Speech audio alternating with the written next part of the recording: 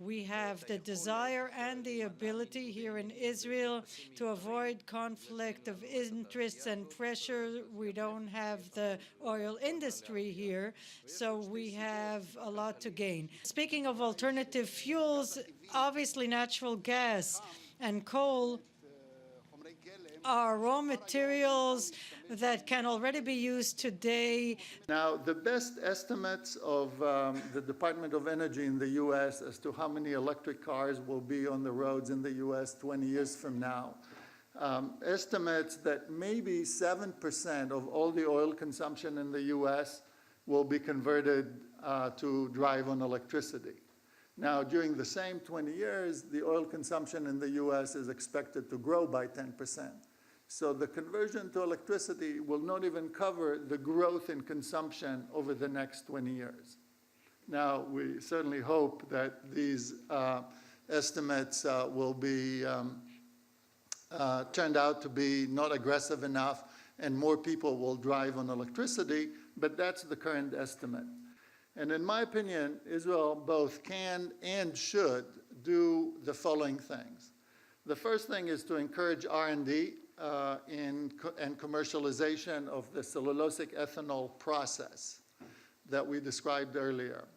Similarly, encourage R&D in agriculture to produce plants that produce a lot of oil. But then the third one has nothing to do with R&D. It has to do with encouraging Israeli agriculture companies, where Israel is very strong in agriculture. We need to leverage this capability and build companies that will produce biodiesel throughout the world. And right now, we are among the very few companies around the world who actually know how to turn mining waste and recycle mining waste by hydrometallurgy into something recyclable. And my opinion, and I'm going to say this very clearly, my opinion is that Israel can become a leader.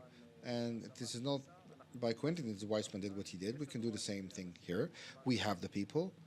We have the industrial bases. We have the infrastructure, the know-how, the relations all over the world. Israel is not just a little remote place on the planet. It's not a coincidence that we all speak English and other languages. We're well connected. Before we speak about natural gas, let me define the problem that we're trying to solve. Let me give you some figures.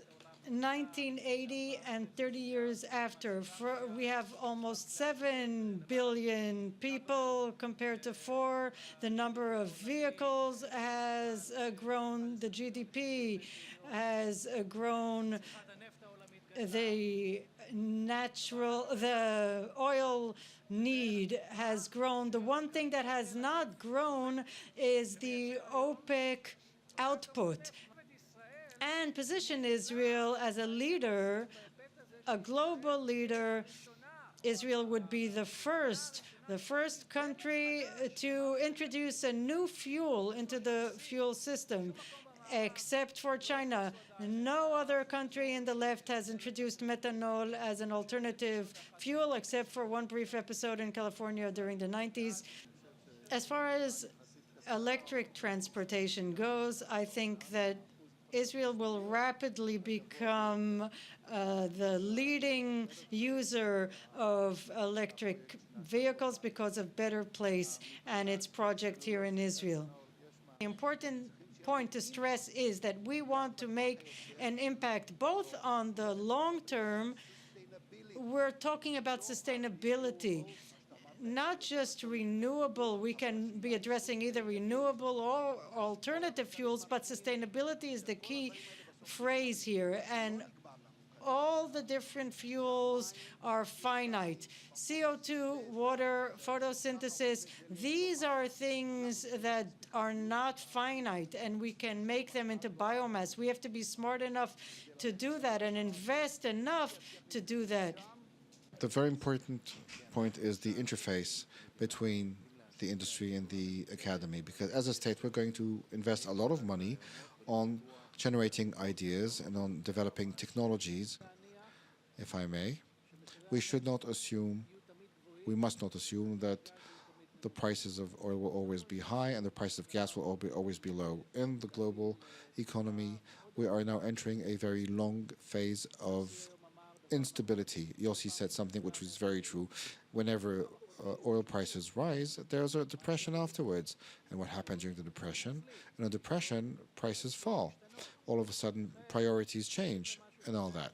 So when you enter this, you have to realize that your technology or your product must not be adapted only to a certain price level which we assume will exist. If you find a way to take existing cars and alter them so that you can use them with ethanol and no corrosion, then you don't have any problem with flex fuel. You can use the existing pool of cars at any percentage that you wish. It's not such a big technical problem. Maybe just one fuel additive, one fuel supplement could change the world.